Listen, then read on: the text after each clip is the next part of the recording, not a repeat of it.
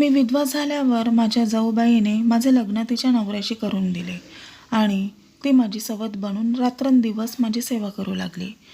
रोज रात्री मला 2 ऑमलेट आणि सोबत देशी घीचे पराठे खायला द्यायची आणि म्हणायची, लवकर तू आमच्या कुटुंबाला वारस देणार आहेस.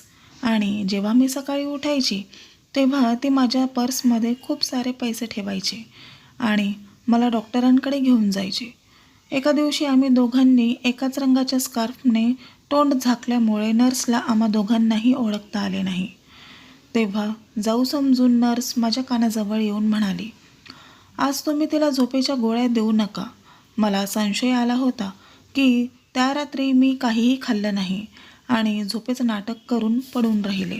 काही वेळानंतर जवळजवळ माझा जीवच जायला राहिला होता, कारण तिथे तर माझं नाव महिमा आहे. माझ्यासोबत आयुष्याने इतका मोठा विनोद केला आहे की मी सांगू शकत नाही. मी विचार करत राहिले की सर्व काही ठीक आहे, पण सगळं बर्बाद होत होतं. मी मान्य करते की मी मतलबी होती, पण कहाणी ऐकून तुम्हालाही आश्चर्य वाटेल. शेवटी तुम्ही लोकच ठरवा की मी बरोबर केले की चूक. मी 18 वर्षाची असतानाच माझे लग्न करून देण्यात आले. माझ्यासाठी माझ्या एका नातेवाईकांनी स्थळ सुचवले होते, पण हे लोक आमच्याच एरियातील होते. ते आम्हाला नेहमी येता जाता बघायचे. आम्ही बऱ्याच कार्यक्रमात एकमेकांना भेटलोही होतो. ही एक जॉईंट फॅमिली होती आणि त्या घरातील दोन्ही मुलांचे लग्न एकत्रच होणार होते. माझ्या होणाऱ्या दिराची बायको पसंत करून झाली होती आणि दुसऱ्या मुलासाठी मला पसंत केले गेले होते. माझं कुटुंब चांगले होते. माझे आई वडील चांगल्या परिवाराशी संबंधित होते आणि मी त्यांची एकुलती एक मुलगी होती. माझ्या दिराच्या बायकोचे नाव रेश्मा होते.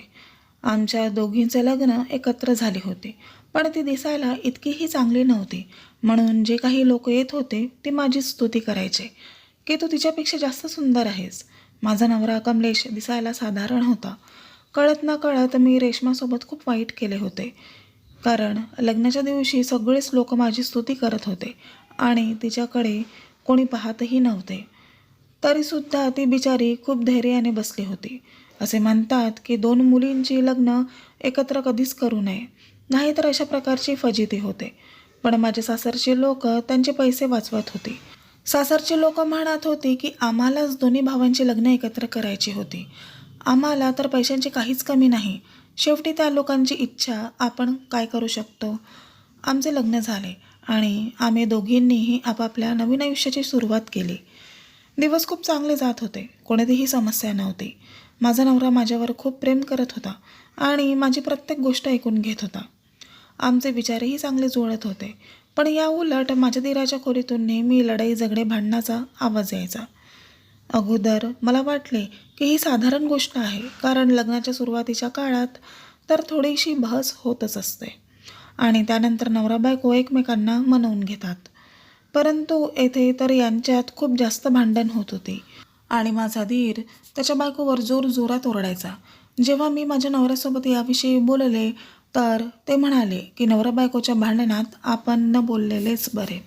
एका दिवशी मी त्यांच्या खोलीच्या बाहेरून जात होते तेव्हा माझ्या कानावर दिराचे शब्द पडले आणि मी जागेवरच थांबून त्यांचे बोलणे ऐकू लागले, कारण माझ्या दिराच्या तोंडून मी माझे नाव ऐकले होते. मला समजत नव्हते की माझं नाव घेऊन त्याच्या बायकोवर का ओरडत होता. मी विचारात पडले की माझ्याकडून काही चूक तर झाली नाही ना. पण मला माहिती होतं की माझ्याकडून तर असे काहीही झाले नव्हते. मी तर त्यांच्या कोणत्याही बाबतीत दाखलही घेत नव्हती, कारण माझ्या नवऱ्याने मला सांगितले होते की तुला असे काही करण्याची काही गरज नाही म्हणून. मी त्यांना त्यांची परिस्थितीवर सोडून दिले होते. एक दिवशी माझ्या दिराने मला थांबवले आणि म्हणाला की वहिनी, तुम्ही माझ्या बायकोला काहीतरी शिकवून द्या. तिला तुम्ही जरा समजावून सांगा. तुमच्यासारखी नटून थटून राहायला सांगा. मी माझ्या दिराला बोलले की तुमची बायको खूप चांगली आहे, तिला मेकअप करण्याची काही गरज नाही आहे. तो म्हणू लागला की ती अजिबात चांगली दिसत नाही, तुम्ही सगळेच तिला दिलासा देत असतात, म्हणूनच ती स्वतःकडे अजिबात लक्ष देत नाही. एका दिवशी माझा नवरा लवकर घरी आला. त्यांनी सांगितलं की त्यांचा मूड काही ठीक नाही आहे. माहीत नाही काय झालं होतं. आज सकाळपासूनच मनात एक बेचैनी निर्माण झाली होती. जेव्हा आम्हाला एक वाईट बातमी ऐकायला मिळाली की माझा नवरा आता या जगात नाही, त्यांचा रोड ॲक्सिडेंट झाला आहे. माझा नवरा आणि दीर दोघेही बाईकवर बसून जात असताना त्यांची बाईक एका कारला धडकली. माझ्या दीराला कमी खर्चाटलं होतं, पण माझा नवरा मात्र जागेवरच दगावला होता. ही बातमी ऐकूनच मी बेशुद्ध पडले. माझ्या लग्नाला 1 वर्षही झाला नव्हता आणि मी विधवा झाली होती. नवरा गेल्यानंतरही मी सासरीच राहत होते. हे दिवस माझ्यासाठी खूप वाईट जात होते. सगळेच लोक म्हणू लागले की या मुलीचे आयुष्य बर्बाद झाले आहे. आता हिच्यासोबत लग्न करणार कोण? आजकाल तर कुमारिका मुलींनाही स्थळ मिळत नाही आहेत. माझ्या दीराची बायको ही खूप उदास झाली होती. मला सारखी समजावत होती, पण मी माझ्या संपूर्ण राग तिच्यावर काढला की तुझ्या नवऱ्यासोबत माझा नवरा गेला होता. कुणालाही बोलायला खूप सोपं असतं की स्वतःला सांभाळून घे, पण जेव्हा स्वतःवर ही परिस्थिती ओढवेल ना, तेव्हा कळेल. जर तुम्ही माझ्या जागी असते आणि मी तुला विचारले असते, इतके मोठे दुःख तू कशी बर्दाश्त करू शकशील, तर तुझ्या मनाला किती वाईट वाटले असते. तुझा नवरा तर सही सलामत आहे, पण माझी तर दुनियाच उद्ध्वस्त झाली आहे. माझे बोलणे माझ्या धीरानेही ऐकले होते, पण तो काहीच बोलला नाही. नवरा गेल्यानंतरही मी सासरीच राहण्याचा निर्णय घेतला, कारण मला माझ्या नवऱ्याची आठवणी जगायचे होते आणि त्यामुळेच दुसरं लग्न न करण्याचाही विचार केला होता. माझ्या नवऱ्याला जाऊन आज 6 महिने झाले, जेव्हा माझ्या दीराच्या बायकोने माझ्यासमोर एक प्रस्ताव मांडला, तेव्हा घरच्यांनी त्या गोष्टीला सहमती दिली. सगळ्यांना तिची गोष्ट पटली होती. रेश्मा मला तुझी सवत बनवून इच्छित होती. तिचे म्हणणे होते की मी तिच्या नवऱ्यासोबत म्हणजे माझ्या दीरासोबत लग्न करू. विशेष म्हणजे घरातील लोक आणि अजयही या गोष्टीला तयार झाला होता. आता सर्व लोक एकत्र बसले होते. तेव्हा अजय म्हणाला की त्या दिवशी मीच बाईक चालवत होतो. भाऊ माझ्या मागे बसला होता. मला असे वाटत आहे की भाऊने माझ्या वाटेला येणारा मृत्यू स्वतःच्या अंगावर ओढून घेतला आणि निघून गेला. म्हणूनच त्याची जबाबदारी मला घ्यायची आहे. घरच्यांचेही हेच म्हणणे होते की आम्ही तुला खूप आनंदात या घरात घेऊन आलो होतो आणि तू आमच्या मुलाची शेवटची निशाणी आहेस. तुझ्याकडे पाहून आम्हाला आमच्या मुलाची आठवण येते, म्हणून तू याच घरात राहा. माझ्या आई वडिलांनाही बोलवण्यात आले होते. त्यांनीही ही गोष्ट पटली होती.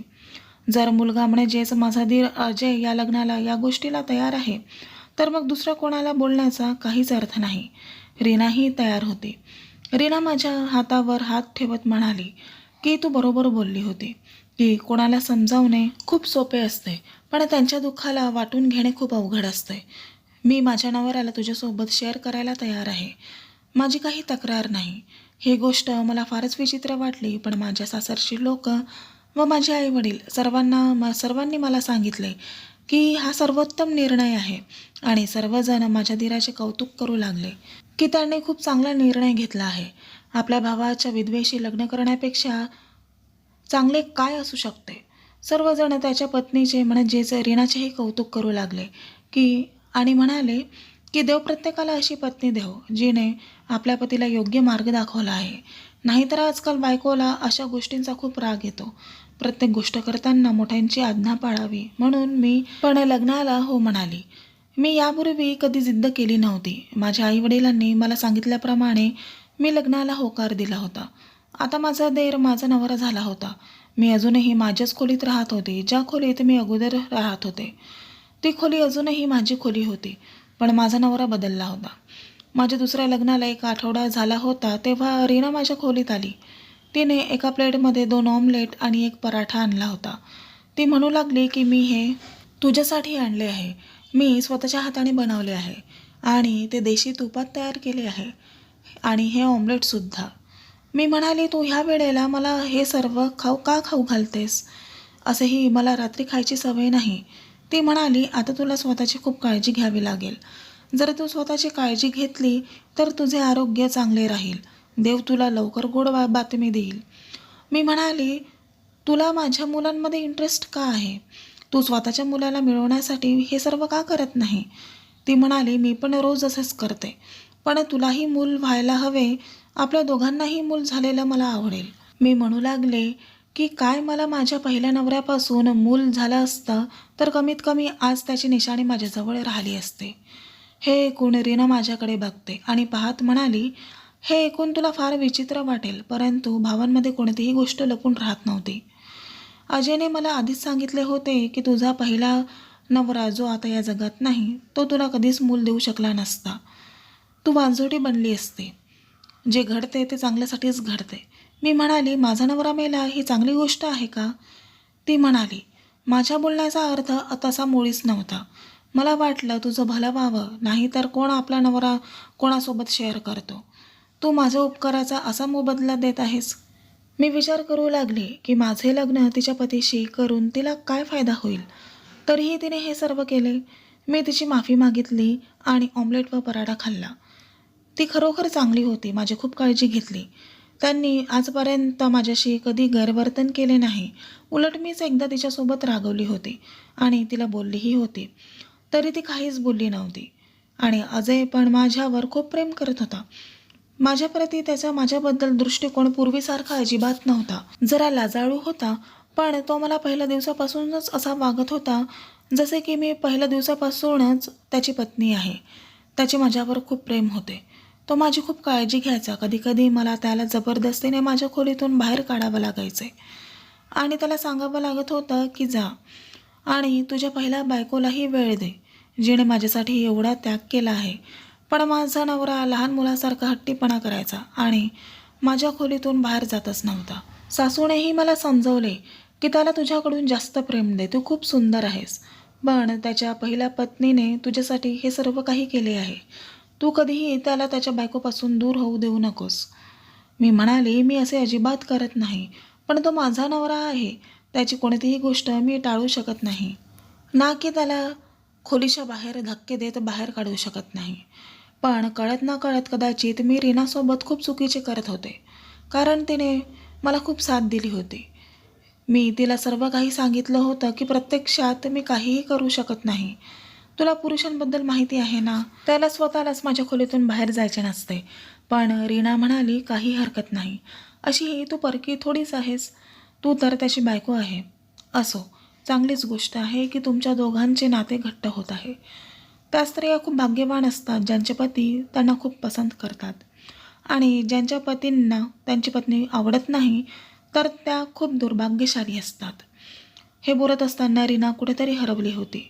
ती खूप चांगली होती आणि माझी खूप काळजी देखील घेत होती.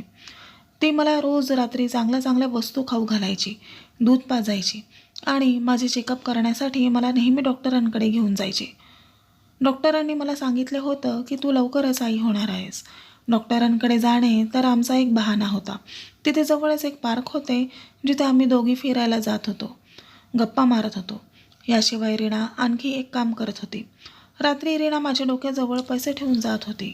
एकदा तर मला वाटलं तिच्याकडून चुकून राहिले असतील, म्हणून मी तिला म्हणाली, तू खोलीत आली होतीस तेव्हा तू चुकून माझ्या खोलीत पैसे विसरलीस. पण ती म्हणाली, ते पैसे माझे नाहीत, मी तुझ्यासाठी ठेवले होते. मी म्हणाले, तुझ्याकडे इतके पैसे कुठून आले आणि मला तुझे पैसे का देत आहेस?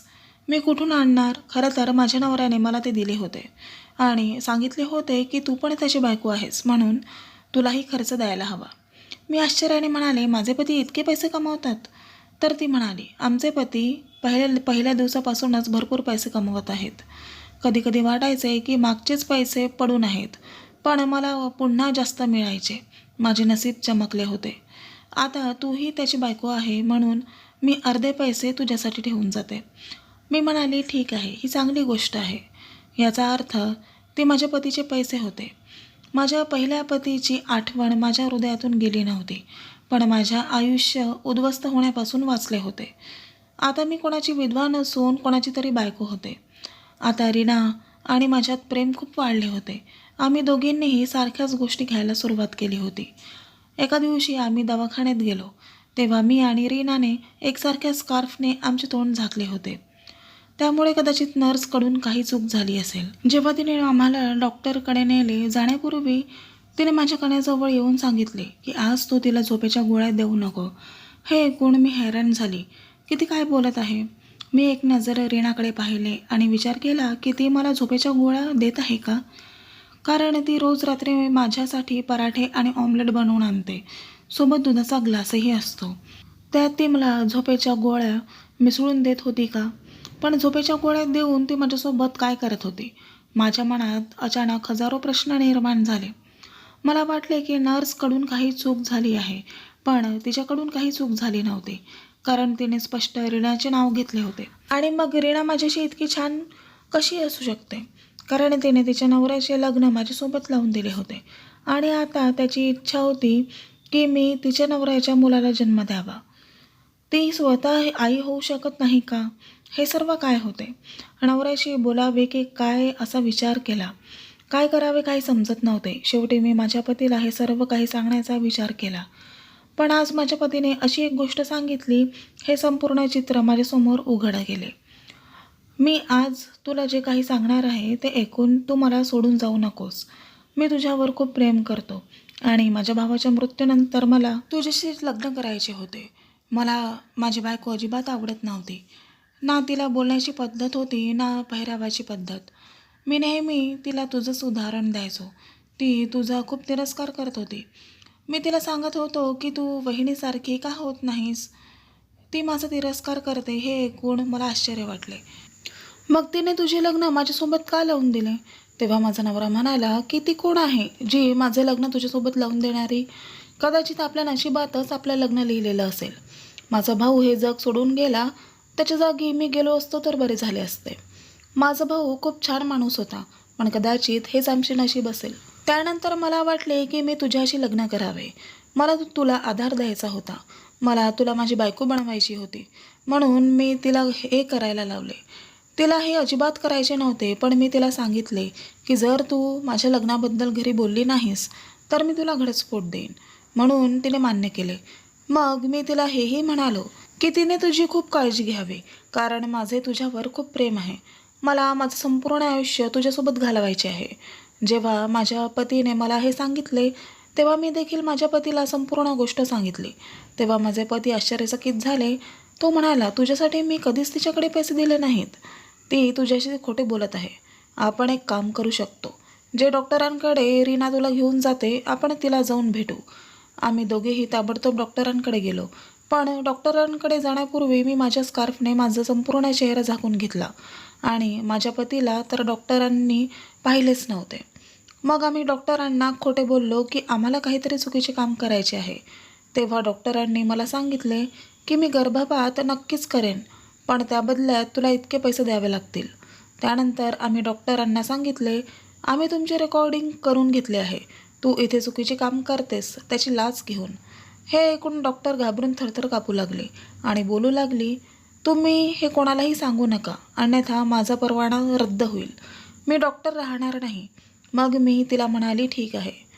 मग मला तुझ्याकडे येणारी तिच्याबद्दल सांग, जिचे नाव रीना आहे. ती म्हणाली, ती आपल्यासोबत जाऊला घेऊन आली होती.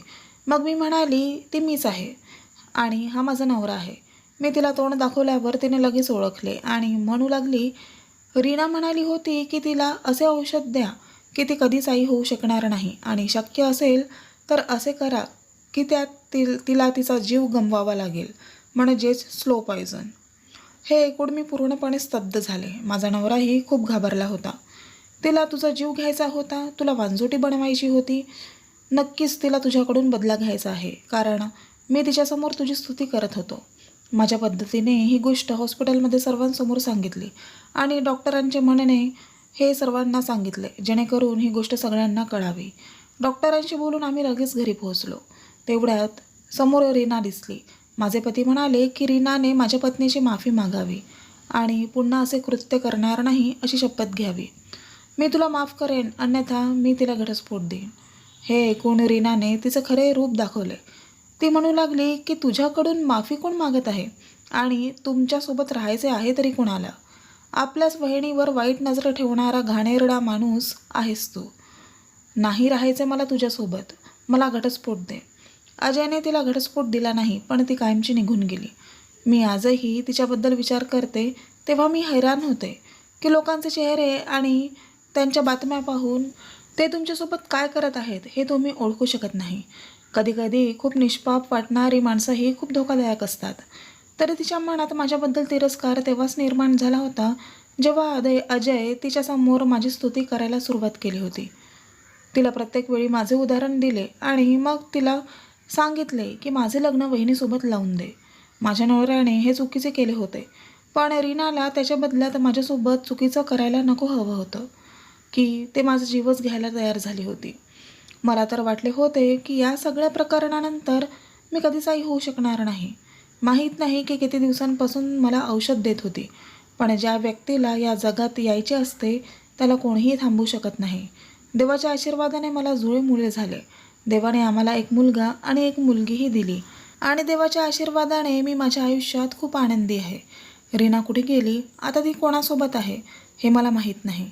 तिने पुन्हा लग्न केले की नाही हे कोणालाही माहीत नाही. पण कधी कधी वाटतं की माझ्या नवऱ्यानेही तिच्यावर अन्याय केला आहे. तिच्या परिस्थितीला तोच कारणीभूत आहे की तिने आपल्या सर्व मर्यादा ओलांडल्या होत्या. परंतु जर कोणी तुमच्यासोबत वाईट केले तर याचा अर्थ असा नाही की तुम्ही देखील त्यांचे वाईट करा. एक चांगला माणूस तोच असतो जो आपल्यासोबत वाईट वागणाऱ्यांचेही चांगले करतो. तर मित्रांनो, कथा आवडल्यास चॅनलला लाईक, शेअर आणि कमेंट करा आणि अशाच छान छान कथा पाहण्यासाठी चॅनलला सबस्क्राईब करा. धन्यवाद.